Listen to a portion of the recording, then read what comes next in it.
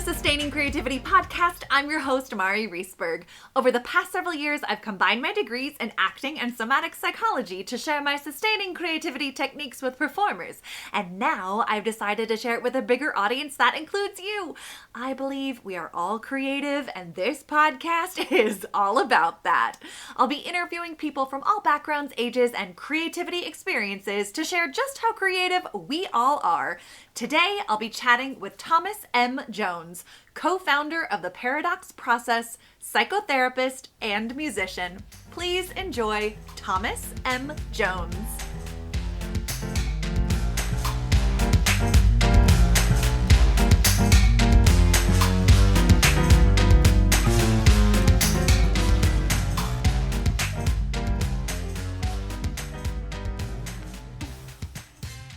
Welcome to the Sustaining Creativity podcast. Today, I am here with Thomas M. Jones, the co-creator of the Paradox Process, a psychotherapist, and a musician. Welcome to the podcast. Thanks for having me.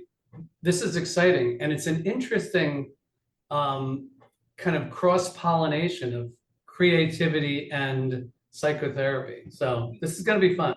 Yes, I am so glad you said that because it absolutely is that cross-pollination, and I can't wait to dive into how it crosses, where it crosses in your life and in your experience. But before we get there, if you could just take a couple of moments and let our listeners know a little bit more about who you are and what you do.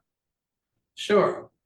I started out, I was born and raised in Brooklyn, by the way, for all you Brooklynites. I'm an original. Okay. I started out in pre-med and ultimately went on to psychotherapy and started working. The first job that I had was working with kids that were remanded by the court system. So working with 13 and 14-year-olds, very tough crowd, okay? Yeah. They have a serious bullshit meter and you can't, you got to show up authentic. It was refreshing. It was exciting to me to work with that population. They were very interesting. But I went on to private practice and I started working traditionally in psychotherapy.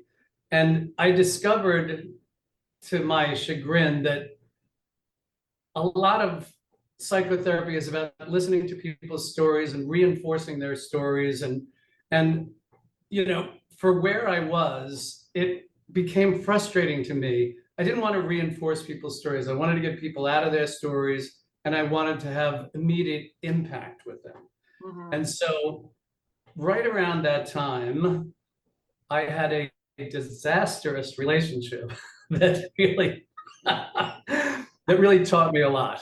Okay. In fact, I wrote a book based on that, on everything I learned from that relationship. It's called Love Games, by the way. So if you're interested, you can check that out. But it had such an impact on me that I wanted a process that would get to my feelings immediately and change them in the moment and give me insight and information. And instead, I was suffering from the feelings and emotions. You know what it's like when you break up. You get the pain and the regret and the worry and the doubt and the fear that I'll never be loved again and all that. And so this was all on me. And me and a partner had an institution at that point called the Laboratory for Living. And so he happened to be in a breakup at the same time, which was kind of fortuitous, right? Yeah. Because we were trading war stories and this and that. And then we went on this quest and decided, let's work through every modality that's out there and see what is the most powerful and effective in terms of getting rid of this pain. Because we were both suffering. I think it was a suffering contest, and I think I won, frankly, but neither here nor there. So we started working with primal therapy, for one, right? Which is fascinating, scream therapy. Yeah. We worked with Gestalt therapy. We worked with transactional analysis. We worked with CBT and DBT and just every modality that was out there that we could find or get our hands on. And we were frustrated because it didn't really address the pain in the moment. Mm-hmm. Along about that time, we started tinkering with a meditation. I wasn't particularly Easternly oriented, but I thought as a delivery system, a meditation might be a very interesting thing. Mhm. And so we started playing with a mantra meditation where you state the issue that has an emotional charge, and then you do this mantra meditation. The mantra that we first chose was a terrible mantra. It was it was so clunky that I can't believe that we actually tried it. We started repeating the phrase, "It's okay, I can accept that," right? Oh, okay. Yeah. Oh my God. Well, try saying that for 20 minutes in a row, over and over again. And we realized, okay, no, that's Uh-huh. that's not gonna work. So we streamlined it to a simple mantra, accept the unacceptable. And that became very easy to do, easy to say. And so the combination of stating what it was that had the emotional charge and then meditating on that yielded some very interesting results. Because what we discovered was that it does get to the subconscious, it gets to the root of those feelings. Mhm. And if you're particularly visual, by the way, you'll see pictures and images that'll give you insight and information. If you're auditory, you'll hear maybe voices or snippets of information coming that way. Some people just see color and light. But what was fascinating to me was that at the end of that 20-minute or so meditation, the pain was gone. Hmm. And that became notable Mhm. because, and of course, we didn't trust it. Like, Right. oh, that's some kind of self-delusion. You can't possibly be. And so we continued to experiment with it. And I got to tell you, we experimented with it for years Mm. because we were trying to perfect this process. We were intrigued by its potential, but he and I agreed that we're going to take a position of being totally skeptical because that's the better position to see whether something works or not, right? Yeah. Because, you know, if it's your process, you're thinking, this is the greatest thing since sliced bread, you know, I'm great. So we said, no, no, we're going to be skeptical. We're going to try this thing out and really test it.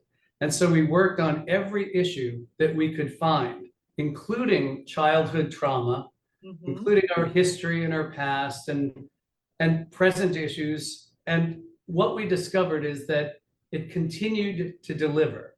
It was a very powerful meditation and it continued to deliver. And that was great. So at that point, probably about 2 years in, we decided to teach it to people. Mhm. And again, we had this laboratory for living, so we had a group of people that we could experiment on and they wouldn't get too mad. Right. So, yeah. So it turned out that they weren't that crazy about meditating constantly on your issues. Yeah. That, you know, you would clear one aspect of an issue like the fear, and then they'd come out of that and say, okay, the fear is gone, but now I'm angry. Mm. Oh, so now you have to go back in and now you work on the anger and so forth and so on.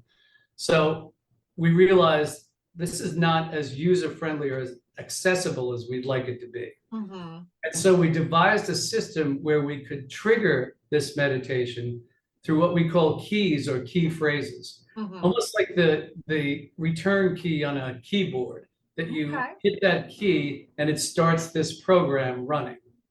And so we didn't know whether that would work. That was an experiment. And so we needed somebody innocent to try it on. So I called my mother. The things people do for their children. Things we did, right?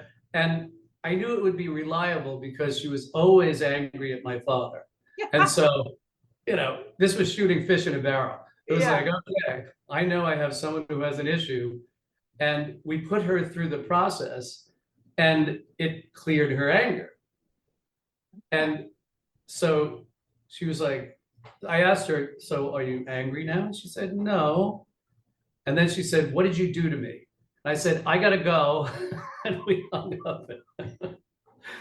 But we kept experimenting with the automated version of this process. And it eventually evolved into what we have today, which are a set of keys or key phrases that you can use in directing an issue where it clears the emotional charge and gives you insight and information.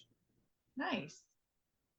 That's Yeah. great. And so you now have the paradox process. Is it an institute? Is it a training? Yeah, we have the organization called the Paradox Process, and you can visit it at paradoxprocess.org. Mhm. Um, we now teach people how to teach that process, Hmm. because what we discovered is there's a great need for this. Yeah, And, it's a departure from psychotherapy, right. and, also an integration with psychotherapy, Sure. right? Because I wasn't going to abandon everything that I knew, but Yeah. I wanted to integrate a new tool. So we do two things. One, we take on clients and we teach them how to do this process on their own so Mhm. that they can manage and deal with their issues with our guidance. We have facilitators who guide them through it. Mhm. And we have people that want to learn how to teach this process. And so we run that course as well. Nice. And both of them are very gratifying, by the way. I can imagine. And I'm Yeah. sure people are very grateful for having a process such as this to move through things that they're blocked with or challenged by or continue to bump up against as well. Yeah, at one point we created a tagline called "A Year of Therapy in an Hour," Ah, right? that's I think you'd get a lot of people with that. Yeah. But it also sounds like there's so much creativity and curiosity that has gone into this whole experience. But I am curious for you, what does it mean to you to be creative? So, like I told you before, you started a journey in me that triggered all these memories. I remember being in high school and no, it was actually grammar school, and listening to Bob Dylan and thinking, that's something I want to do, right? I want to, first of all, I want to write poetry. And Mm, so Dylan got me into the poetry, and then it was Ferlinghetti and Ginsberg and all these radical poets. And I was fascinated by poetry. Ultimately, I wanted to songwrite, I wanted to write songs. mm, And so I did it as an amateur. I joined a lot of bands and we played songs, and I tried to make these songs up and so forth. But I had a break when a friend of mine who was in the business mm. had an international star who didn't speak any English, who needed a lyricist, and he recommended me as the best lyricist in New York. Now, mind you, this was my first professional job, right? Sure. And I was like, okay, yeah, I'm the best. But sure enough, I took on that challenge. We had a couple of hits with it. I actually got one of my songs into the Olympics, and I was hot stuff from there, Yeah. you know.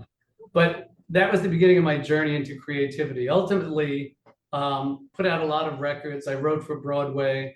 I had 17 records on the charts. I really made it into something. But when I tell you truly, I knew nothing. Okay. Yeah. I love that, just kind of, for lack of a better phrase, flying by the seat of your pants and trusting that process and that experience and trusting yourself. So how did you get to that point of like trusting your own creativity?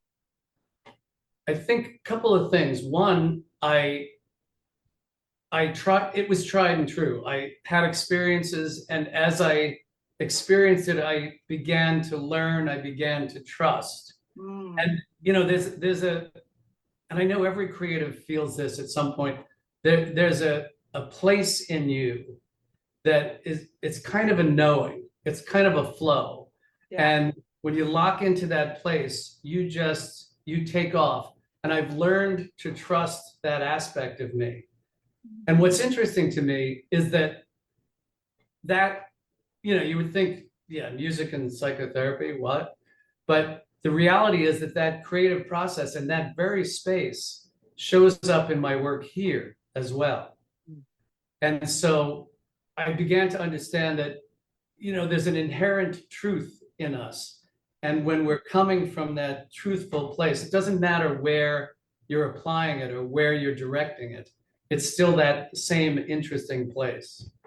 Yeah, I love that. I love that inherent truth that you're talking about, finding that flow, trusting yourself, and know that, knowing that you are creative and that you have creativity within you and can find those creative spaces to share that creativity. I'm so curious, what are some of the creative practices that you have that you don't share with other people, that you just do for yourself?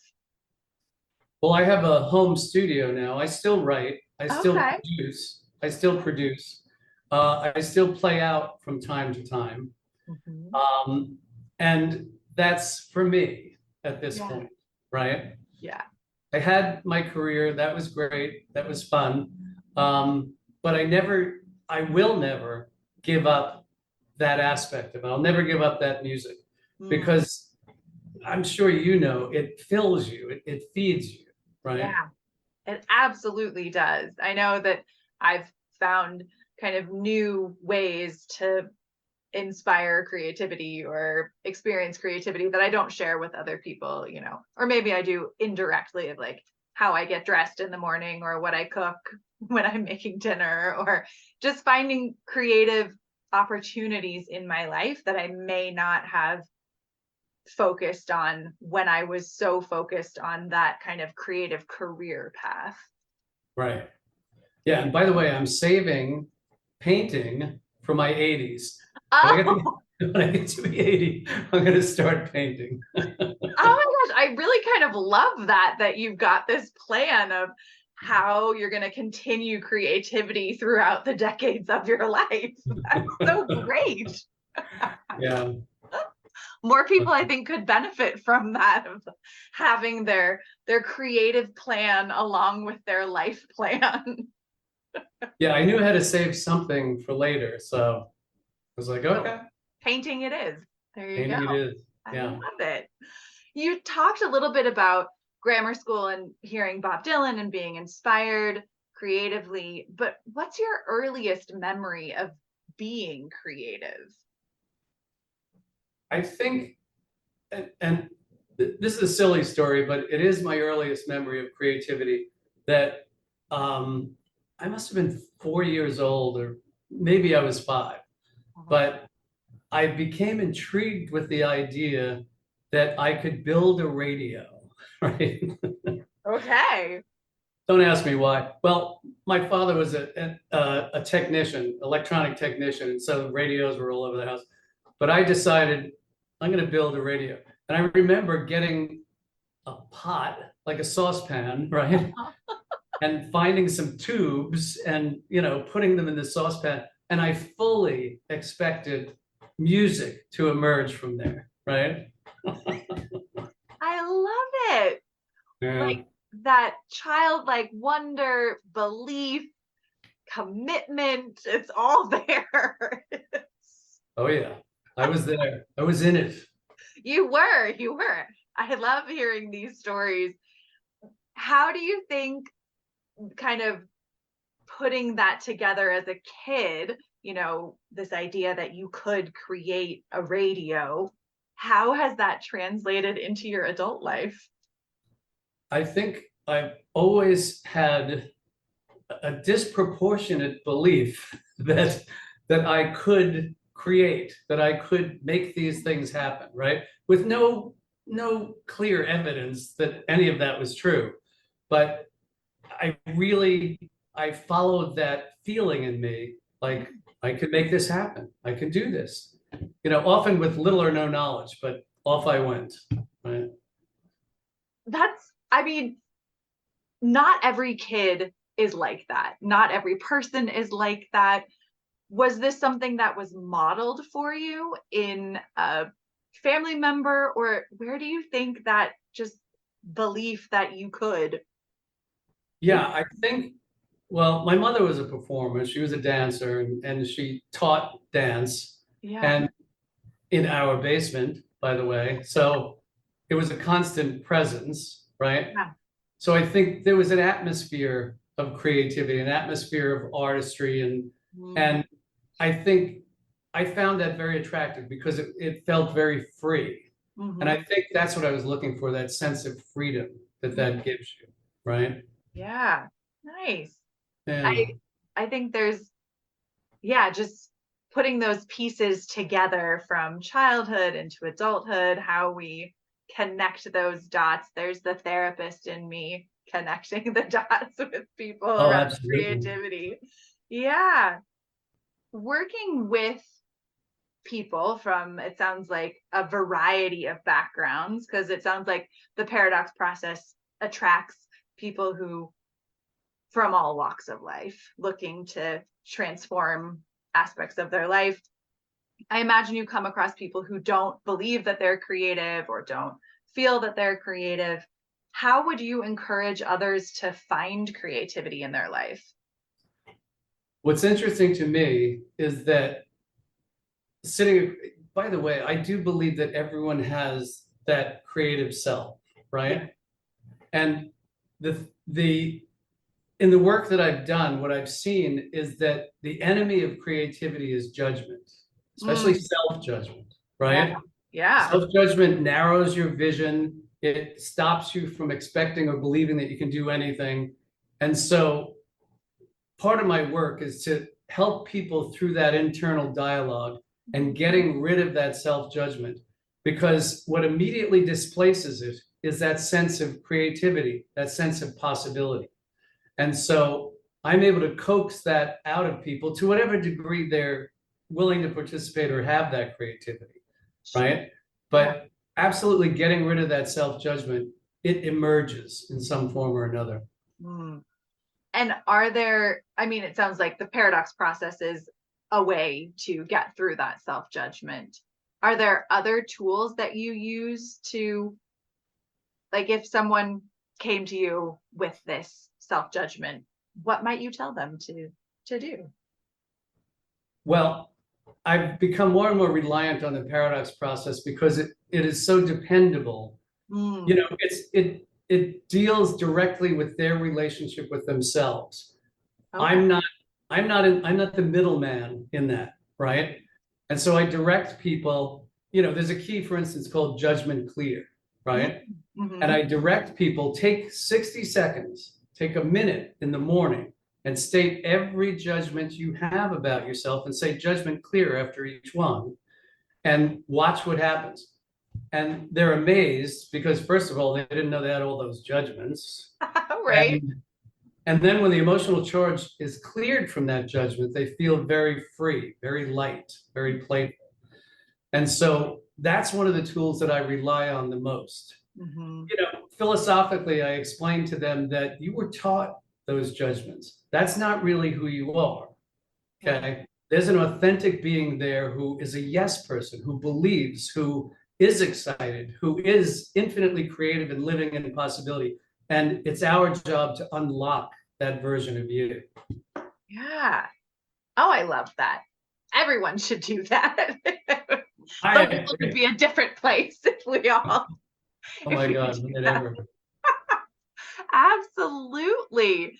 Yeah, I'm so curious in terms of, maybe not professionally, but in your everyday life, what are some of the ways creativity shows up and helps you solve problems?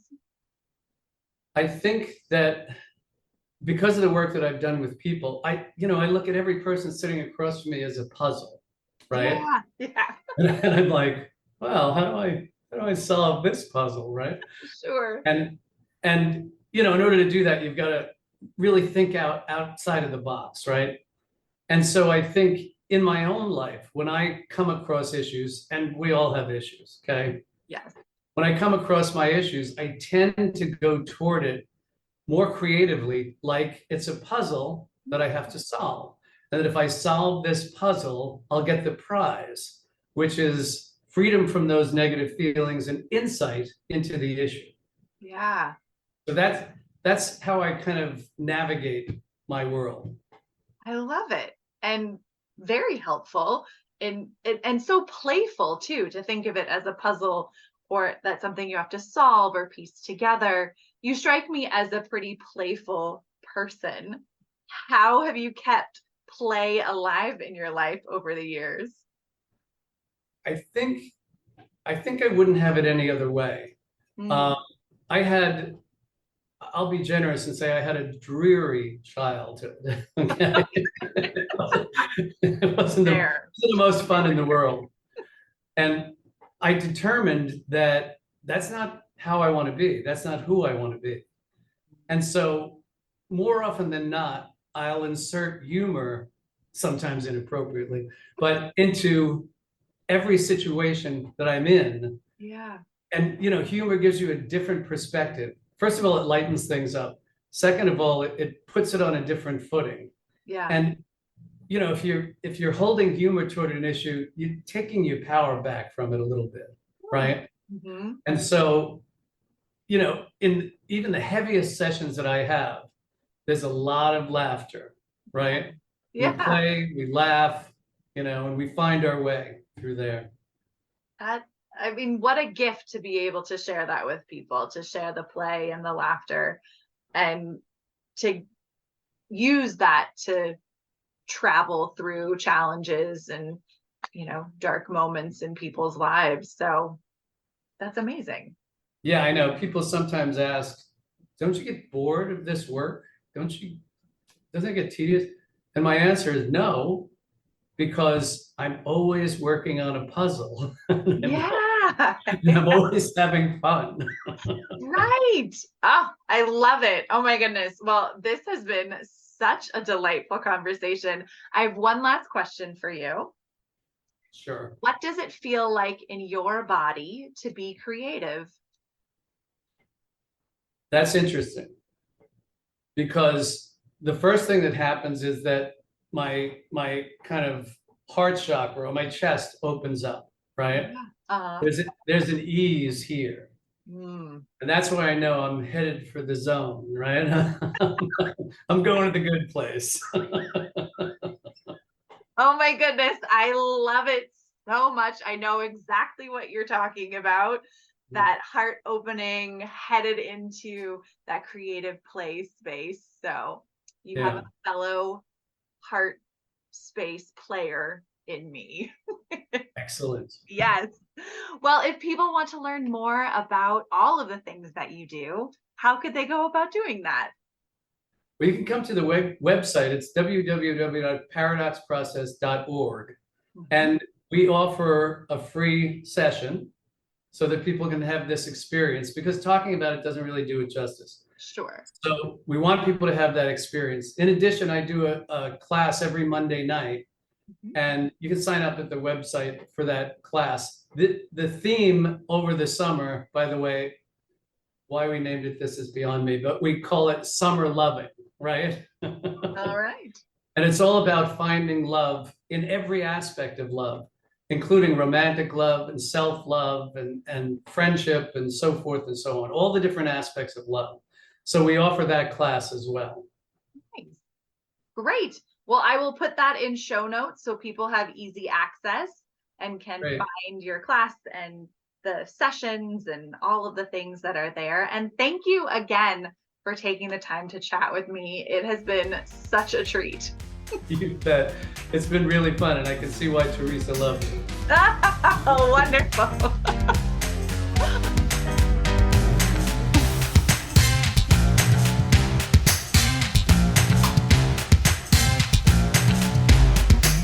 Thanks for listening to the Sustaining Creativity Podcast. We'd love to keep in touch, so follow us on Facebook and Instagram. We are at Sustaining Creativity. Make sure to subscribe to the podcast wherever you listen to podcasts. Tag your friends and family so they can listen too. We love to hear from you, so leave your reviews, comments, and questions. Check out our website, sustainingcreativity.com, for upcoming offerings and creativity coaching. Tune in Tuesdays for our next episode. And remember, with creativity, anything's possible.